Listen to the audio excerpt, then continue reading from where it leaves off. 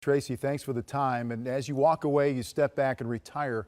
What is the feeling that you're going through now? Is it satisfaction, or is your career not as complete as you'd like? What are your thoughts? Well, I think as any player, it's really not complete unless you gain that championship. I mean, that's the ultimate goal that every player wants to accomplish throughout his career. Unfortunately, I was one of those players to not have that. But, as I look back on my career, I did some phenomenal things over the 16 years that I played. Well, T-Mac, those 16 years went by so fast. I remember the first time meeting you in the back of the old arena, you having that confidence. Who instilled that confidence in you to go out and play the game the way you played at a high level and all the great things you did in the NBA? You know what, man? It all started as a child, on the playground, which, nowadays I don't see that from kids. Just going out every day, playing against, the older guys at the park, playing at the rec, just getting that nasty, grimy type of basketball from dudes in the hood. I grew up playing that, so playing organized basketball was nothing to me. I always, had that confidence from it was being instilled in me as a youngster. Well, coming into the NBA, a lot of young guys aren't two-way players. You came in as a defensive player first and obviously became a scoring champ. Who gave you that confidence to play both ends of the floor? Well, Butch Carter gave me the confidence my first couple years in the league.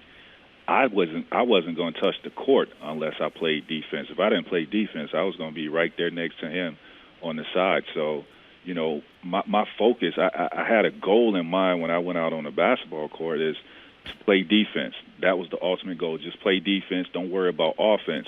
And then as I started to gain that confidence on being able to guard anybody on the basketball court at my position, then the offense started to come. I started working with a shooting coach. My jumper started to come, and everything just started evolving as far as my game. Tracy, this past spring with the Spurs, farthest that you had advanced in postseason, when you look back on your career, is there one or two playoff runs you'd love to have back and say, I'd love a do-over one of these particular springs?